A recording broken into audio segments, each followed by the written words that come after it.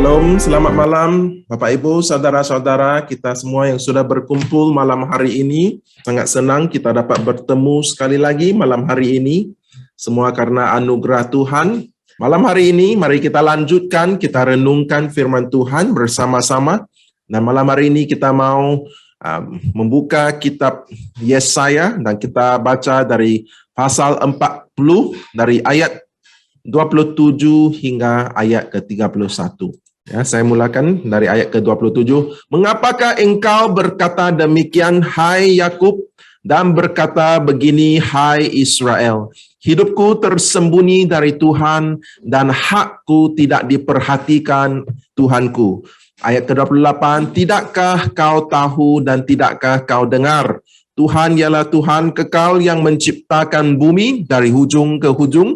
Dia tidak menjadi lelah dan tidak menjadi lesu. Tidak terduga pengertiannya. Ayat ke-29, dia memberi kekuatan kepada yang lelah dan menambah semangat kepada yang tiada berdaya. Orang-orang muda menjadi lelah dan lesu dan teruna-teruna jatuh tersandung. Ayat ke-31, tetapi orang-orang yang menanti-nantikan Tuhan mendapat kekuatan baru. Mereka seumpama Raja Wali yang naik terbang dengan kekuatan sayapnya. Mereka berlari dan tidak menjadi lesu. Mereka berjalan dan tidak menjadi lelah. Amin. Haleluya. Ada janji-janji Tuhan yang begitu bagus sekali kepada kita semua anak-anaknya di dalam ayat-ayat yang baru kita bacakan tadi. Kita mulakan, ya, kita renungkan dari ayat ke-27. Di sini kita melihat sebuah pertanyaan di mana Tuhan bertanya kepada umatnya, mengapakah engkau berkata demikian, hai Yakub, dan berkata begini, hai Israel? Coba kita lihat bagaimana Tuhan memanggil umatnya. Pada awalnya Tuhan memanggil mereka hai Yakub, kemudian diikuti dengan hai Israel. Jadi Bapak Ibu, saudara-saudara, ini bukan saja sesuatu secara kebetulan, tetapi Tuhan memanggil umatnya memakai nama Yakub dan Israel karena ada pengertiannya. Kita tahu umat Israel datang dari tokoh di dalam Alkitab yang namanya bermula dari Yakub, ya kan? Yakub di dalam kitab Kejadian pasal ke-30 dari ayat 24 hingga ayat 31 dicatat di situ. Kita tahu tentang kisah di mana Yakub bergulat dengan Tuhan. Dalam bahasa Inggris, Jacob wrestled with God. Pergulatan Yakub dengan Tuhan. Dan di akhirnya kita diberitahu bahwa Yakub berjalan timpang setelah bergelut dengan Tuhan. Setelah bergelut dengan Tuhan, Yakub menjadi berjalan timpang. Dan di saat itu apabila Yakub bergelut dengan Tuhan, Yakub juga bersemuka, berhadapan dengan muka Tuhan. Oleh itu Yakub menamakan tempat itu Peniel. Peniel berarti muka dengan muka, berarti wajah. Yakub berhadapan, bersemuka dengan wajah Tuhan. Dan dari saat itu kita diberitahu Yakub namanya diubah oleh Tuhan. Tuhan memberikan nama yang baru kepada Yakub, yaitu Israel, yang berarti putra Tuhan. Nama Yakub itu berarti penipu.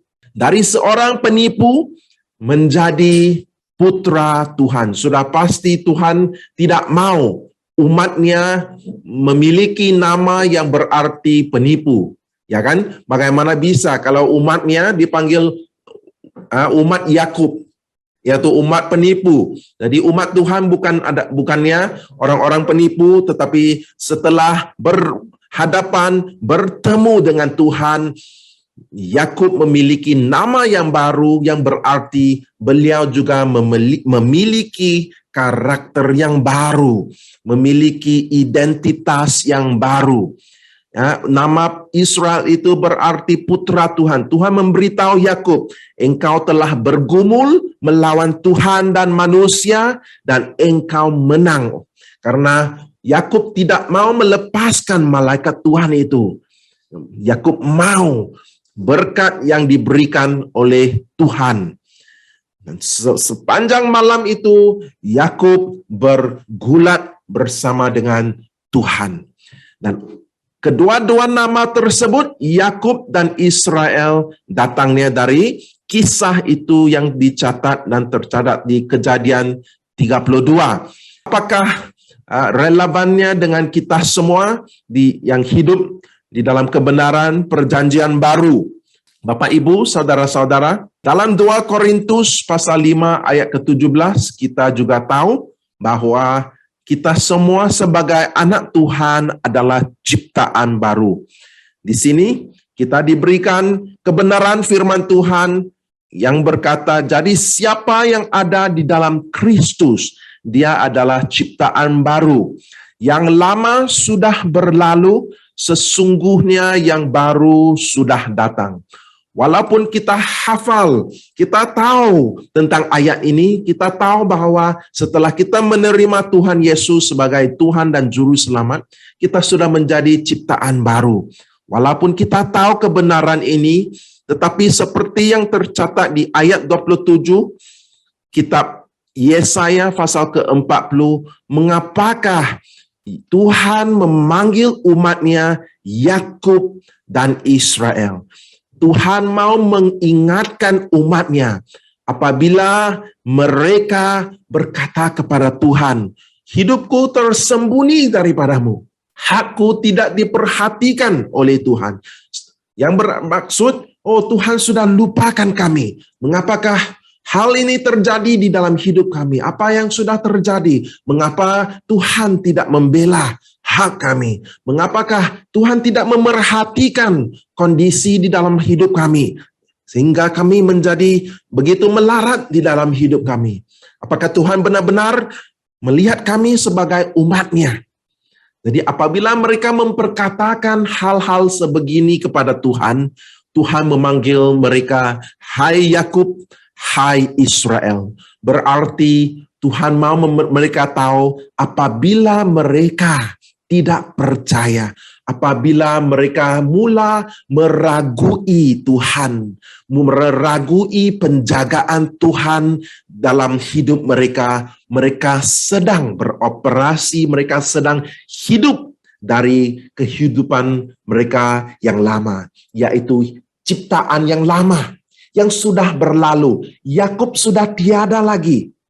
Tetapi apabila kita hidup di dalam identitas sebagai Yakub, itulah hal yang terjadi. Apabila kita lupa bahwa kita adalah ciptaan yang baru, kita akan mulai meragui kebaikan Tuhan. Kita akan mulai bertanyakan Tuhan, Tuhan engkau tidak membela hak kami, tidak menopang kami, tidak menjaga kami. Mengapakah hal ini terjadi? Walaupun identitas kita sebagai Israel ataupun kita sebagai ciptaan baru, tidak berarti hal-hal itu, hal-hal yang melarat akan diberhentikan oleh Tuhan. Ada waktunya Tuhan mengizinkan hal-hal sedemikian berlaku di dalam hidup kita. Tetapi dari sudut pandang Tuhan, dari perspektif Tuhan, siapakah identitas kita, itu sangat penting. Supaya kita tahu bagaimana kita menghadapi setiap hal di dalam hidup kita. Kita mesti kenal pasti dan kita mesti tahu dari identitas mana kita hidup kehidupan kita. Apakah kita hidup dari kehidupan lama kita, ciptaan lama, Yakub. Apabila kita berhadapan dengan pencobaan dan permasalahan, ataupun kita hidup dari perspektif Israel, ciptaan baru. Apabila kita berhadapan dengan masalah dan kesulitan, itulah mengapa Tuhan memanggil mereka, hai Yakub, hai Israel, supaya mereka ingat kembali siapakah mereka, supaya mereka tidak bersungut-sungut dan mulai meragui karya Tuhan di dalam hidup mereka, sehingga mereka tidak tahu bahwa Tuhan masih ada di dalam hidup mereka, masih hadir, masih ada, dan di tengah-tengah hidup mereka. Jadi ini adalah poin pertama yang kita bisa pelajari dari ayat ke-27. Pada waktu yang sama, apabila kita melihat bagaimana umat Israel mulai bertanyakan Tuhan, mengapakah ini terjadi? Kita juga ingat kisah apabila umat Israel keluar dari tanah Mesir. Kalau saudara-saudara masih ingat, apabila umat Israel dibawa keluar dari tanah Mesir, mereka juga bertindak sedemikian. Kalau boleh kita coba lihat dari kitab Keluaran pasal ke-16. Setelah mereka berangkat dari Elim, tibalah segenap jemaah Israel di padang gurun Sin yang terletak di antara Elim dan Gunung Sinai pada hari yang ke-15 bulan yang kedua sejak mereka keluar dari tanah Mesir. Ayat kedua, di padang gurun itu bersungut-sungutlah segenap jemaah Israel kepada Musa dan Harun dan berkata kepada mereka, kalau kami mati tadinya di tanah Mesir oleh tangan Tuhan ketika kami duduk menghadapi kuali berisi daging dan makan roti sampai kenyang, sebab kamu membawa kami keluar ke padang gurun ini untuk membunuh seluruh jemaah ini dengan kelaparan. Jadi apa yang berlaku di sini? Sebelum ini mereka berseru kepada Tuhan, memanggil Tuhan untuk menyelamatkan mereka, supaya mereka bebas daripada apa yang berlaku di tanah Mesir. Tetapi apabila mereka keluar dari tanah Mesir, di padang gurun, mereka mula bersungut-sungut apabila kondisi di keliling mereka seperti negatif. Tiada makanan, tiada air. Mereka mula bersungut-sungut pada Musa dan Harun. Sama juga seperti yang kita bacakan dari ayat ke-27 tadi di kitab Yesaya. Mengapakah umat Israel mengatakan, Tuhan, engkau tidak membela hak kami. Tuhan, engkau menyembunyikan dirimu, ataupun hidupku tersembunyi dari Tuhan, hingga Tuhan tidak dapat melihat di manakahku. Tuhan sudah terlepas pandangannya, di manakah posisi aku, Tuhan tidak tahu.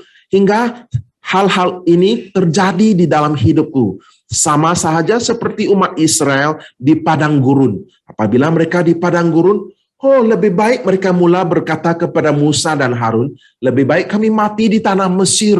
Kami di situ masih dapat makan daging, ada lagi kita kenyang apabila kami di sana. Di ayat ketiga dalam Keluaran pasal ke-16, kalau kami mati tadinya di tanah Mesir, ya kan, kami duduk menghadapi kuali berisi daging. Masih ingat daging yang harum, yang enak sekali. Kuali berisi daging dan makan roti sampai kenyang. Bapak, Ibu, saudara-saudara, ini adalah sifat ciptaan lama kita, manusia lama kita. Apabila berhadapan dengan permasalahan, kita mulai berfokus pada hal-hal yang salah. Kita mulai ingat apa yang berlaku di tanah Mesir. Tuhan sudah selamatkan kita dari tanah Mesir. Tuhan sudah selamatkan kita dari kehidupan dosa, dari kerajaan gelap, dari belenggu dosa dan belenggu iblis setan. Mengapakah kita mau ingat kembali hal-hal yang berlalu dan mulai meragui apakah Tuhan tahu di manakah aku, atau sekarang aku disembunyikan daripada perhatian Tuhan. Jadi apabila kita bertindak sedemikian, kita akan mulai ingat semula apa yang ada di tanah Mesir. Kita mulai mau kembali ke duniawi, ke dunia. Kita mulai digoda, dicobai dengan apa yang bisa diberikan oleh dunia dan sistem dunia ini. Apabila kita menghadapi permasalahan, itulah pencobaannya. Segala sesuatu yang sudah berlaku, yang berlalu dahulunya, Segala pencobaan di dunia akan mulai datang dan menentang kita. Dan ianya mulai akan menyerang pikiran kita. Hingga kita mulai bersungut-sungut. Mengapakah ini berlaku? Karena kita mulai berfokus ataupun mata kita tertuju kepada hanya keadaan alami kita. Our natural condition. Kita mulai berfokus kepada orang lain, kepada pemimpin kita, Harun dan Musa. Oh, ini salah Musa lah. Kalau Nabi Musa tidak membawa kita keluar dari tanah Mesir, kalau kita tidak dengar apa yang Nabi Musa katakan, mungkin kita masih selamat.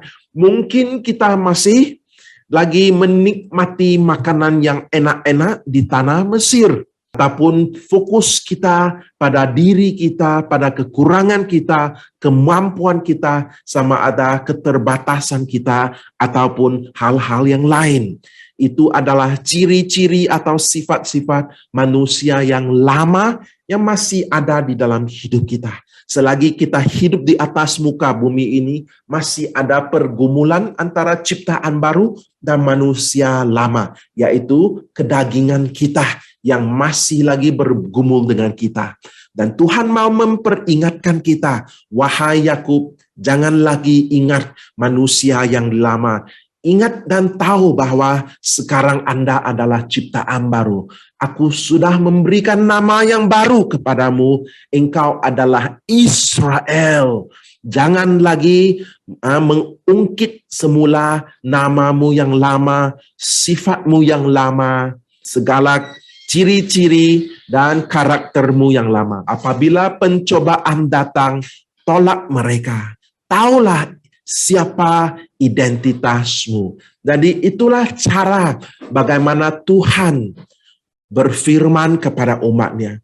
Apabila kita menghadapi kesulitan di dalam hidup kita yang tidak disangkai, apabila sesuatu berlaku, itu adalah kelemahan kita. Manusia lama atau kedagingan yang di dalam kita mulai memiliki pertanyaan sedemikian di dalam pikiran kita. Penuh dengan soalan, penuh dengan pertanyaan. Tetapi secara pantasnya, bagaimana Tuhan berbisik kepada kita. Jangan lagi ingat hal yang lalu. Jangan berfokus kepada keadaanmu sekarang. Jangan berfokus kepada dirimu ataupun manusia yang lain. Mari, sadarilah engkau adalah ciptaan yang baru. Hiduplah kehidupan kekristenanmu dari posisi di mana Anda adalah ciptaan yang baru. Apabila Anda sadari bahwa Anda adalah ciptaan baru, pikiran Anda, perspektif Anda mulai berubah. Hanya dari posisi tersebut, Anda siapkan dirimu untuk diperlengkapi dan juga untuk menerima segala pertolongan, segala yang sudah dipersiapkan oleh Tuhan kepada kita semua. Tuhan sudah menjanjikan, Dia tidak akan tinggalkan kita sendirian, tidak akan biarkan kita. Tetapi jika kita hanya berfokus dan bersandar pada manusia yang lama, kita tidak akan bisa berada di posisi untuk menerima segala pertolongan yang sudah dipersiapkan oleh Tuhan kepada kita. Itu adalah ayat 27. Tuhan bertanya, mengapa engkau berkata demikian? Taulah siapa Anda, taulah siapakah identitas Anda. Engkau adalah ciptaan baru. Segala yang diperkatakan Anda sudah dimasuki pembohongan si iblis setan. Sudah dicampurkan dengan pembohongan si iblis setan. Mari sadarilah Anda adalah ciptaan baru, Anda adalah manusia baru. Kemudian Tuhan lanjutkan di ayat ke-8, dari ayat ke-28 hingga ayat ke-30. Coba kita lihatkan sekali lagi. Setelah Tuhan bertanya, mengapakah engkau berkata demikian? Tuhan ada lagi pertanyaan yang satu lagi di ayat ke-28. Tidakkah kau tahu dan tidakkah kau dengar? Tuhan ialah Tuhan yang kekal, yang menciptakan bumi dari hujung ke hujung, dan Dia tidak menjadi lelah dan tidak menjadi lesu, tidak terduga pengertiannya. Ayat 29, Dia memberi kekuatan kepada yang lelah dan menambah semangat kepada yang tidak berdaya. Orang-orang muda menjadi lelah dan lesu, dan teruna jatuh tersandung. Setelah Tuhan bertanya kepada mereka, mengapa engkau berkata demikian? Tuhan kemudian lanjutkan dengan sebuah lagi pertanyaan. Tidakkah kau tahu? Nah, di sini kita harus berhenti seketika. Mengapa Tuhan bertanya sedemikian? Berarti apa yang kita tahu mungkin salah, ataupun kita tidak tahu apa yang dikehendaki oleh Tuhan untuk kita tahu. Oleh sebab itu Tuhan bertanya, tidakkah kau tahu? Tidakkah kau dengar? Haven't you heard? Haven't you known? Tidakkah kau tahu? Coba bayangkan, mengapakah Tuhan bertanya begini? Berarti pendengaran kita, pengetahuan kita tidak sejajar. Mungkin kita tahu hal-hal, banyak hal yang diketahui oleh kita. Tetapi Tuhan masih bertanya, tidakkah kau tahu? Bermakna apa yang engkau tahu itu tidak dapat membantu Anda. Pengetahuan Anda tidak bisa membawa Anda ke posisi di mana engkau tahu apa yang harus engkau tahu. Engkau dengar apa yang harus engkau dengar. Dari perspektif Tuhan, ini yang penting. Hal yang pertama kita sudah lihat dari ayat ke-27. Tahu dahulu siapakah identitasmu. Engkau adalah ciptaan baru, Anda adalah manusia yang baru. Apabila kita menghadapi masalah, ini adalah poin pertama. Aku bukan lagi manusia yang lama. Aku bukan lagi manusia yang biasa-biasa. Manusia yang biasa-biasa, apabila mereka menghadapi masalah, mereka bersungut-sungut. Mereka mulai komplain, mereka mulai bersungut-sungut, bertanya, meragui Tuhan. Sebagai ciptaan baru, kita tidak meresponi dengan cara sedemikian. Poin kedua, apakah kita tahu segala yang Tuhan mau kita tahu? Apakah kita dengar apa yang Tuhan mau kita dengarkan? Coba kita lihat di situ. Tuhan kata, apakah yang kita benar-benar tahu? Berarti pengetahuan kita tidak berpusat pada Tuhan. Kalau pengetahuan kita berpusat pada manusia, berpusat pada apa yang ada dalam diri kita, pengetahuan tersebut tidak dapat membantu kita. Segala pengetahuan yang dikumpulkan oleh kita itu sia-sia. Tuhan masih bertanya kepada kita, tidakkah kau tahu? Jadi di saat ini, di akhir zaman ini, kita mesti tahu hal yang benar. Itu sangat penting. Tiada gunanya kita tahu apa yang kita tahu saja. Kita dengar apa yang kita dengarkan tanpa mengetahui apa yang harus kita dengarkan. Ayat ke-28, Tuhan bertanya, tidakkah kau tahu, tidakkah kau dengar? Berarti pendengaran dan pengetahuan kita tidak berpusat pada Tuhan. Pendengaran kita tidak dapat memimpin kita kepada pengenalan akan Tuhan. Segala yang didengari oleh kita tidak memimpin kita kepada Tuhan. Segala yang didengarkan kita itu membawa kita jauh dari Tuhan. Dan oleh sebab itu Tuhan bertanya, tidakkah kau dengar? Tidakkah kau tahu? Apabila kita di tengah-tengah badai, apabila kita di tengah-tengah permasalahan dan kesulitan, mari kita cepat berhenti dan bertanyakan diri kita. Apa yang saya dengar, apa yang saya tahu itu, apakah kedua-dua ini berpusat pada Tuhan?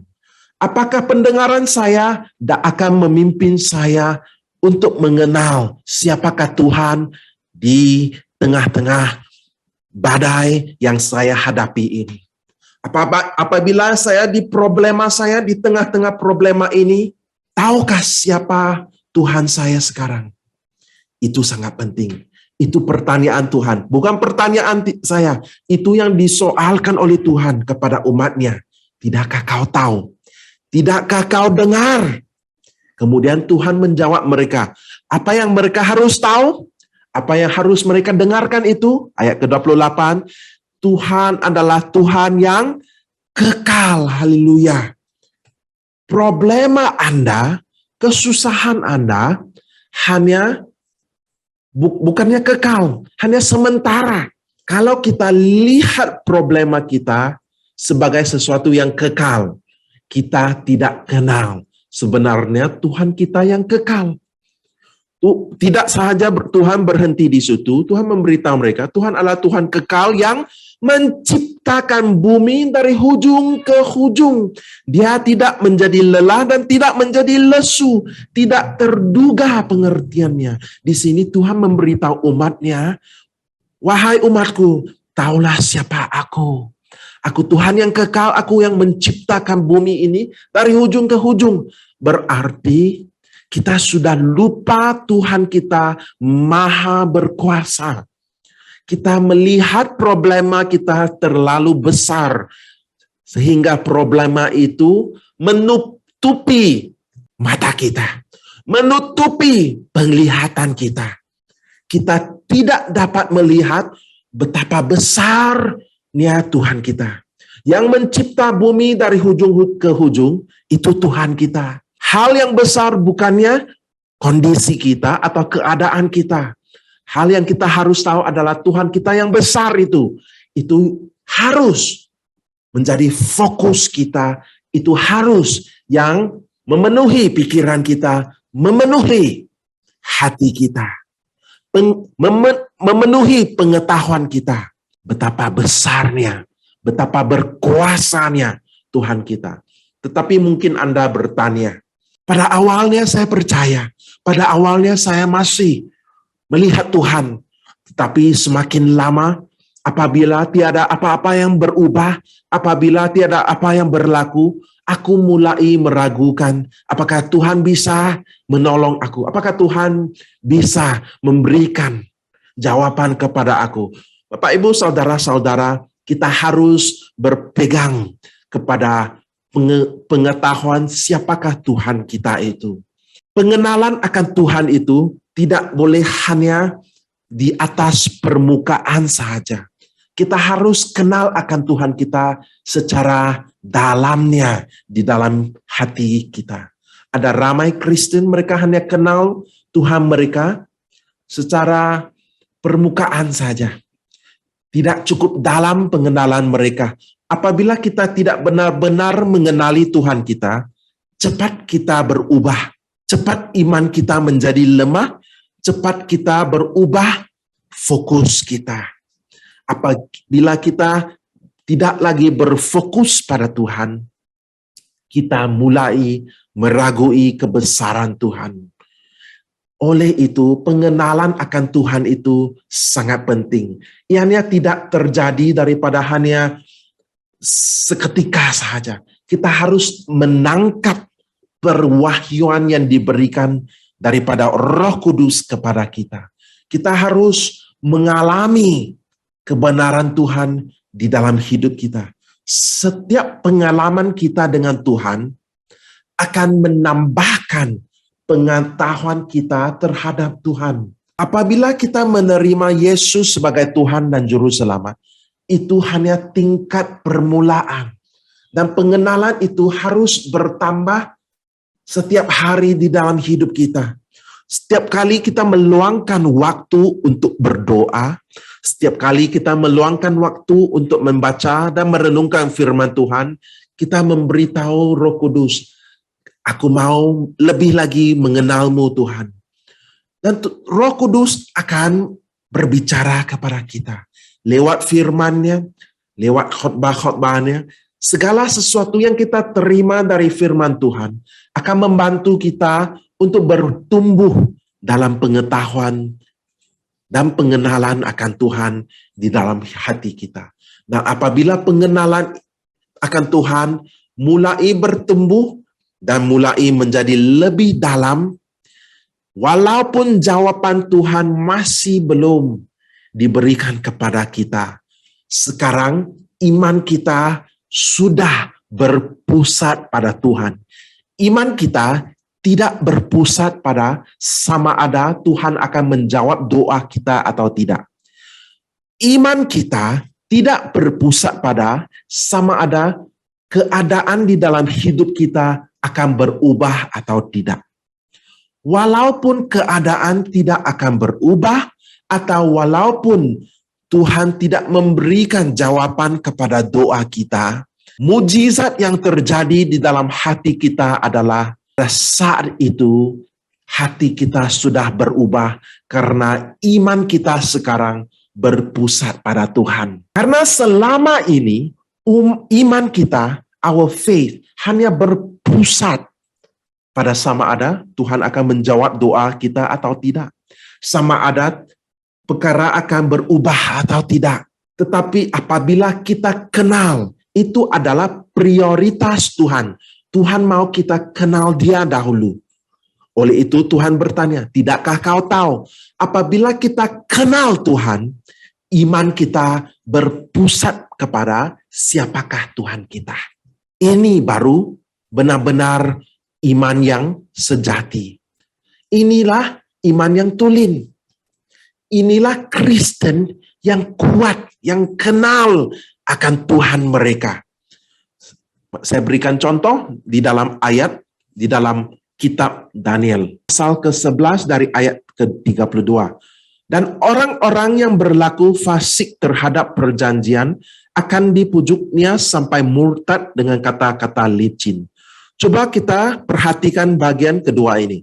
Tetapi umat yang mengenal Tuhannya akan tetap kuat dan akan bertindak.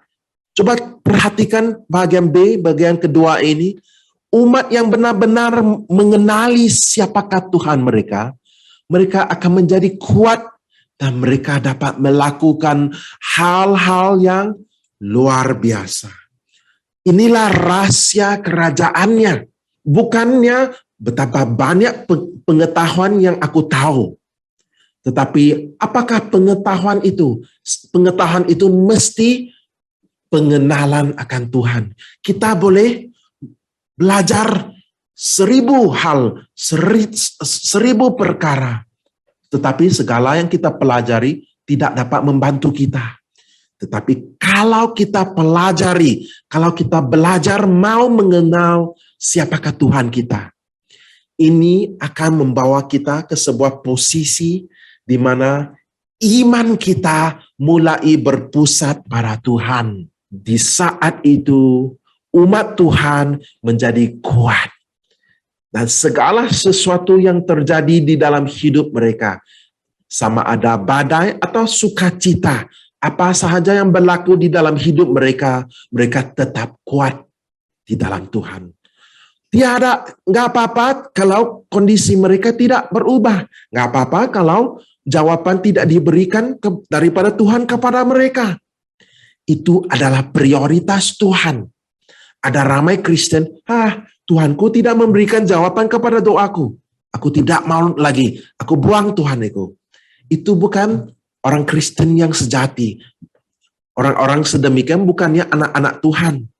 Mereka hanya mau Tuhan untuk melakukan sesuatu kepada mereka. Ini bukan artinya kekristenan. Kekristenan adalah sebuah hubungan. Kita kenal Tuhan kita.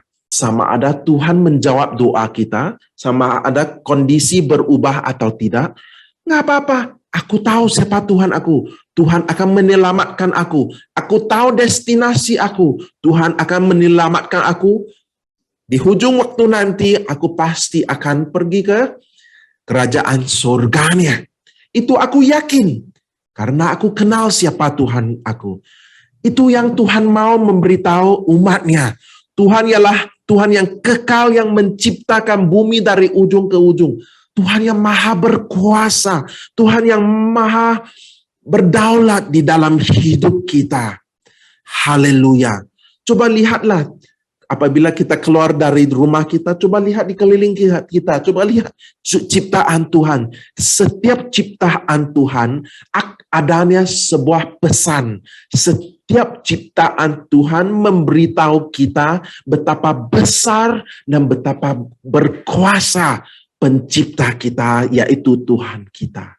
Pada waktu yang sama, Tuhan tidak hanya mau kita tahu, oh aku berkuasa, aku besar, aku menciptakan segalanya.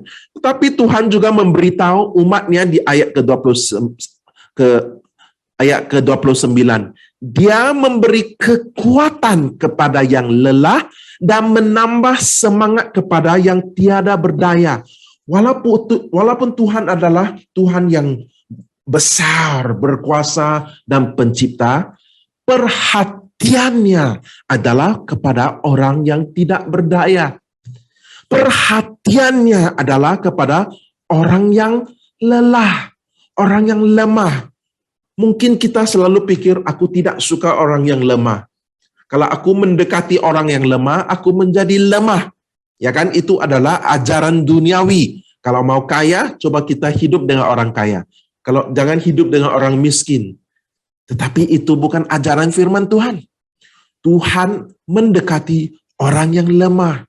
Untuk apa? Supaya memberikan kekuatan kepada mereka, menambah semangat kepada yang tidak berdaya.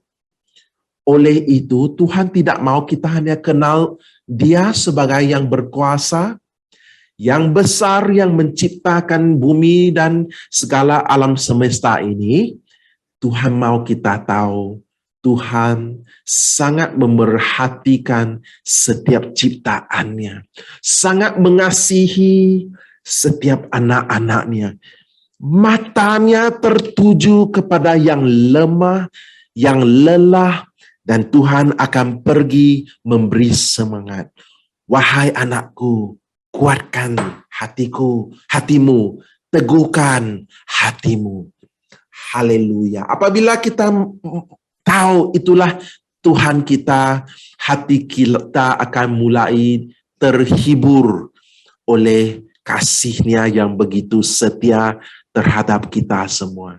Kalau kita sudah menciptakan sesuatu, kita letakkan di situ, kita lupa ciptaan kita. Tuhan bukan pencipta sedemikian. Dia menciptakan sesuatu, matanya selalu memerhatikan ciptaannya. Dia tertarik kepada ciptaannya. Dia memedulikan ciptaannya. Haleluya. Haleluya. Itulah yang diberitahu kepada kita.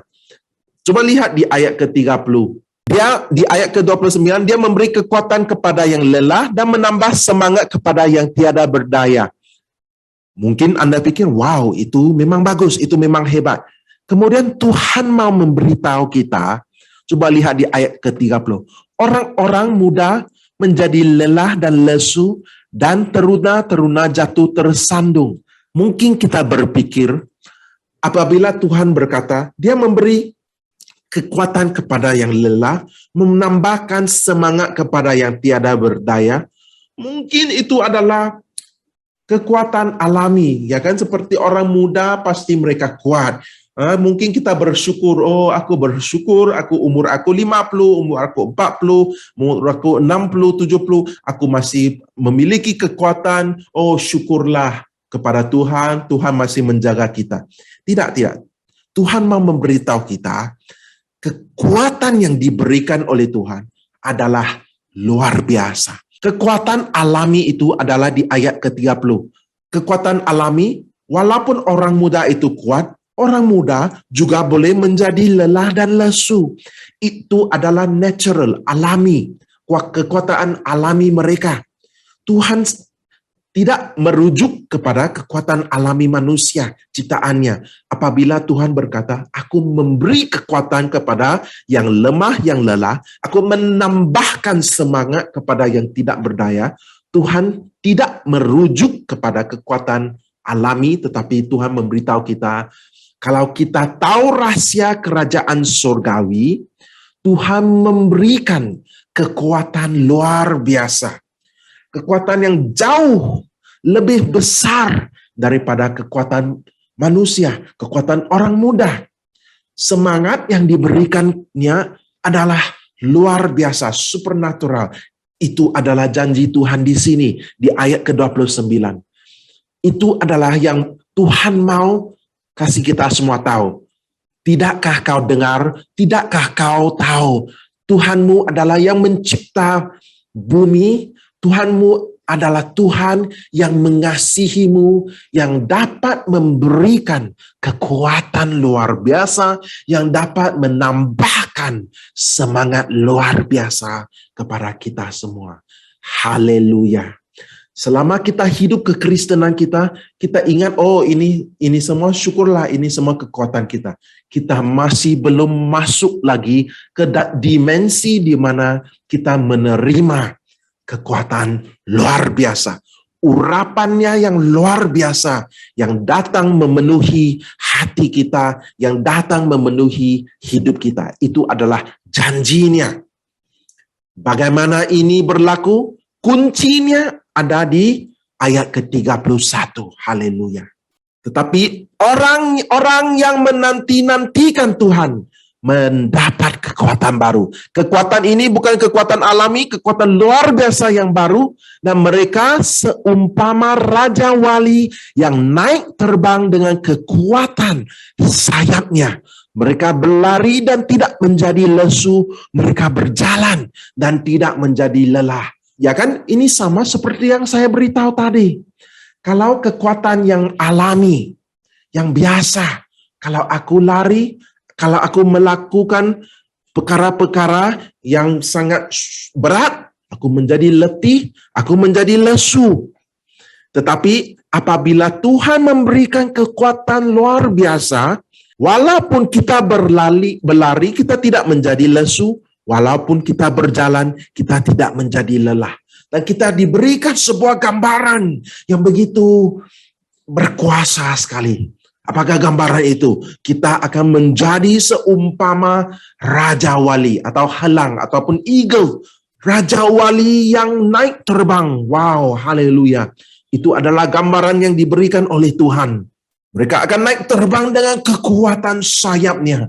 Mereka terbang di atas badai. Raja Wali tidak akan terbang dekat dengan badai. Raja Wali terbang di atas badai. Hidup di atas segala keadaan kondisi di muka bumi ini. Mereka bukan seperti ayam yang bercakar di muka bumi ini. Raja Wali adalah burung yang terbang di atas langit, mengatasi segala keadaan, mengatasi segala badai, apa sahaja pencobaan, apa sahaja kesulitan, apa sahaja problema, Raja Wali terbang mengatasi segala sesuatunya. Haleluya. Bapak, Ibu, Saudara-saudara, inilah janji yang diberikan oleh Tuhan kepada umatnya.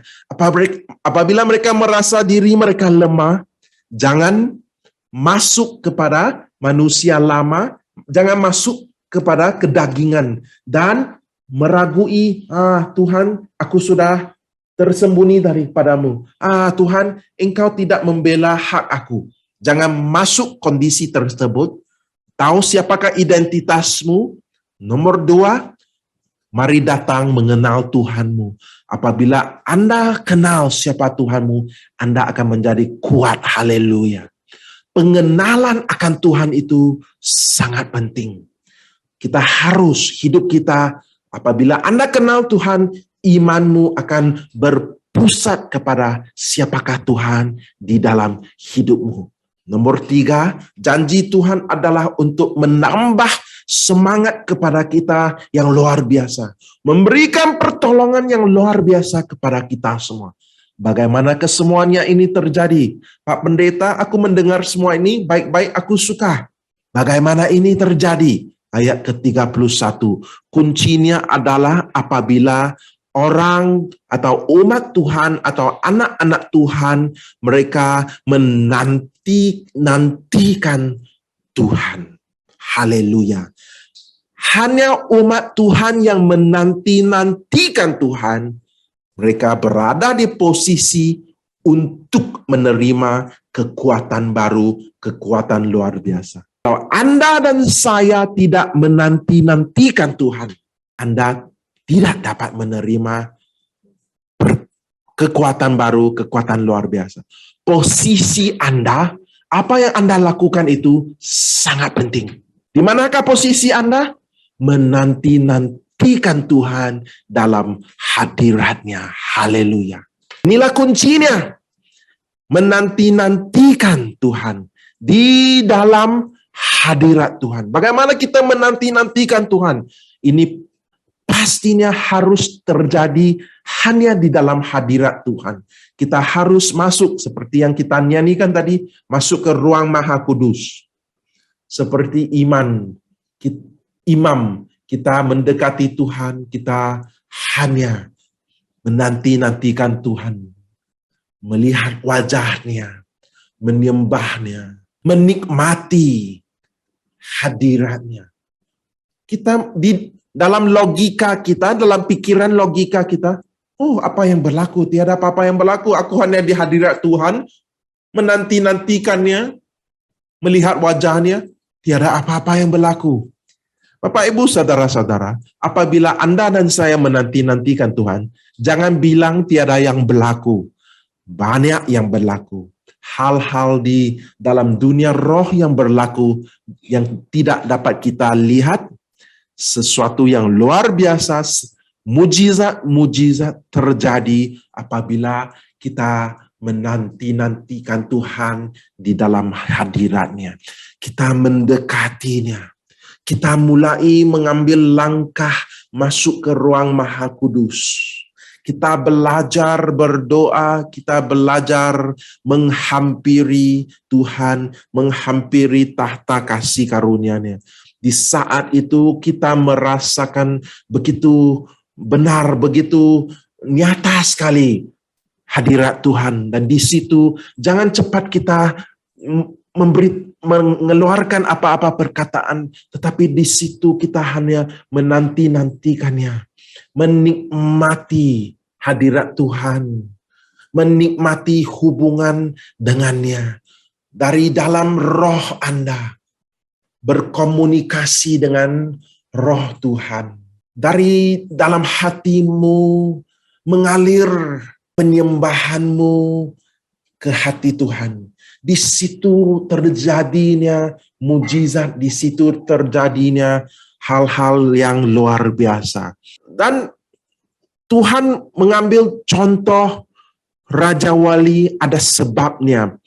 Saudara-saudaraku, apabila kita katakan kita menantikan Tuhan dalam hadirat Tuhan, coba kita lihat pasal Ibrani, kitab Ibrani pasal ke-12, dari ayat pertama hingga ayat kedua, coba lihat di sini. Karena kita mempunyai banyak saksi bagaikan awan yang mengelilingi kita, marilah kita menanggalkan semua beban dan dosa yang begitu merintangi kita dan berlomba dengan tekun dalam perlombaan yang diwajibkan bagi kita. Marilah kita melakukannya dengan mata yang tertuju kepada Yesus yang memimpin kita dalam iman dan yang membawa iman kita itu kepada kesempurnaan.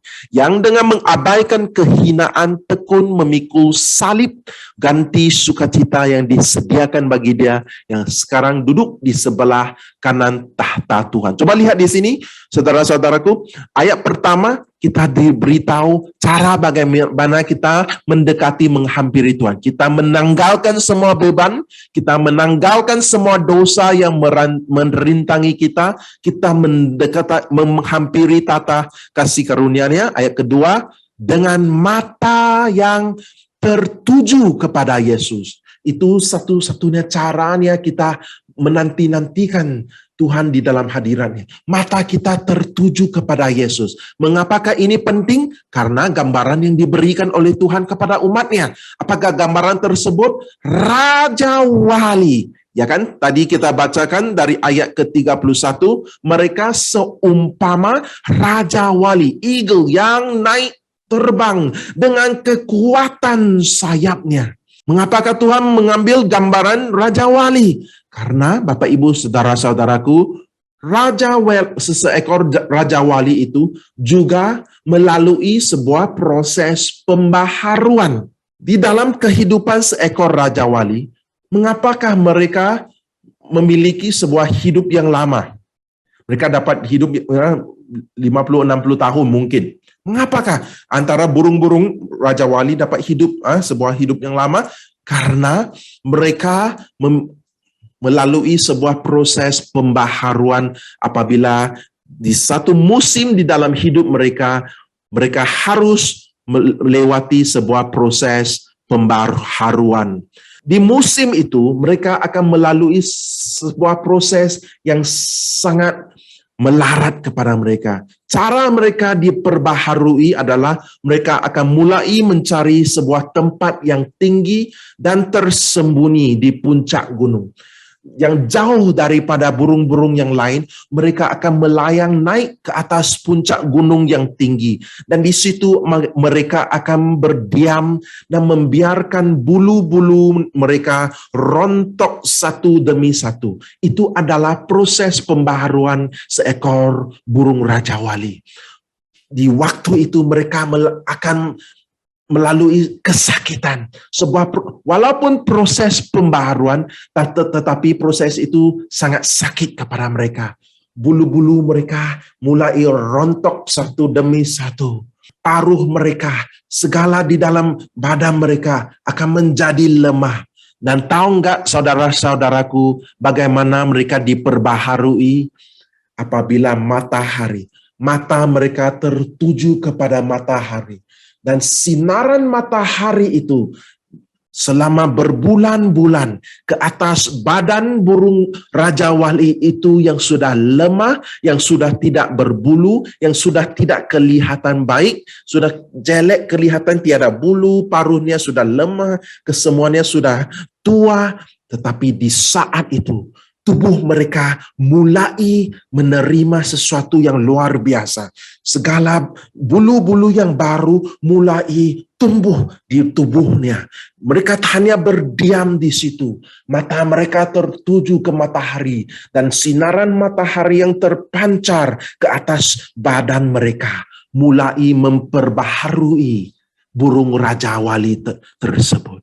Itulah rahasia bagaimana kita menanti-nantikan Tuhan di dalam hadiratnya. Walaupun Raja Wali itu mengalami keadaan yang menyakitkan selama mungkin 1 tahun, tetapi Raja Wali itu akan tunggu dengan sabarnya selagi proses ini berlangsung. Bulunya rontok, paruhnya diperbaharui, badannya lemah, tidak dapat mencari makan, matanya tetap tertuju kepada matahari. Ini adalah sebuah gambaran yang diberikan oleh Tuhan supaya kita masuki dalam realitas ini. Tuhan juga mau memberi kepada kita kekuatan yang baru, kekuatan luar biasa. Bagaimana ini terjadi? Matamu mesti tertuju kepada Tuhan. Haleluya. Walaupun bulu-bulumu rontok satu demi satu, walaupun proses itu Anda mengalami kesakitan, Anda mengalami sesuatu yang menderita. Oh, mengapakah ini terjadi? Mengapakah aku seperti bersendirian, seperti tersembunyi? Tuhan memberitahu kita di ayat ke-31. Ini adalah sebuah janji yang diberikan kepada kita semua malam hari ini dan setiap Anda yang mendengarkan khotbah ini dari YouTube. Tetapi orang-orang yang menanti-nantikan Tuhan mendapat kekuatan baru. Mereka seumpama Raja Wali yang naik terbang dengan kekuatan sayapnya. Mereka berlari dan tidak menjadi lesu, mereka berjalan dan tidak menjadi lelah. Jadi saya percaya firman Tuhan malam hari ini akan dapat memberikan sebuah pelajaran kepada kita semua untuk masuk dalam janji Tuhan, untuk hidup dalam realitas hadiratnya yang akan mengubahkan hidup kita. Hidup kita mulai menjadi Raja Wali yang akan berterbang mengatasi segala badai, segala kondisi alami. Anda memiliki kekuatan luar biasa. Anda menjadi seekor burung Raja Wali yang sudah diperbaharui. Anda menerima sesuatu yang baru dan luar biasa daripada Tuhan. Ada amin, saudara-saudaraku? Haleluya. Mari kita satukan hati kita berdoa. Bapa yang baik, Tuhan Yesus dan Roh Kudus, kami mengucap syukur buat firman-Mu kepada setiap kami malam hari ini. Kami percaya dan kami tahu Engkau adalah Bapa yang baik, Engkau adalah Bapa yang sangat menjaga setiap kami. Tidak kira kami di mana juga sekarang, sama ada kami bersuka cita karena Engkau telah melakukan sesuatu yang luar biasa, ataupun kami sedang melewati badai, mengalami penderitaan, menghadapi permasalahan. Tuhan, Engkau tertarik kepada kami. Engkau datang menghampiri yang sudah lelah lesu, yang sudah letih, dan Engkau datang menambahkan semangat kepada yang tiada berdaya. Engkau memberikan kekuatan kepada yang lemah dan yang lesu. Tuhan, aku berdoa malam hari ini Roh Kudus-Mu memberikan pengertian firman Tuhan ini kepada kami semua, supaya kami semua mulai pelajari rahasia kerajaan ini. Kuncinya adalah di dalam ayat-ayat firman Tuhan, di mana kami mulai mempraktikkan firman Tuhan, di mana kami mulai menanti-nantikan-Mu di dalam hadirat-Mu. Di tempat hadirat-Mu, di tempat itu, di ruang Maha Kudus, apabila mata kami tertuju kepadamu, walaupun kami mengalami permasalahan, di tempat itu kami menerima kekuatan yang baru. Kami menerima mukjizat-Mu. Kami menerima yang luar biasa daripada-Mu. Tuhan, kami mau mengenal-Mu dengan lebih dalam lagi. Kami mau datang menghampiri tahta-Mu malam hari ini juga. Tuhan, kami berdoa dan serahkan setiap kami di dalam tangan-Mu. Datanglah Roh Kudus, jamahlah kami. Berikan kepada kami kekuatan yang baru. Berikan kepada kami urapan yang baru. Datanglah Roh Kudus. Datanglah Roh Kudus.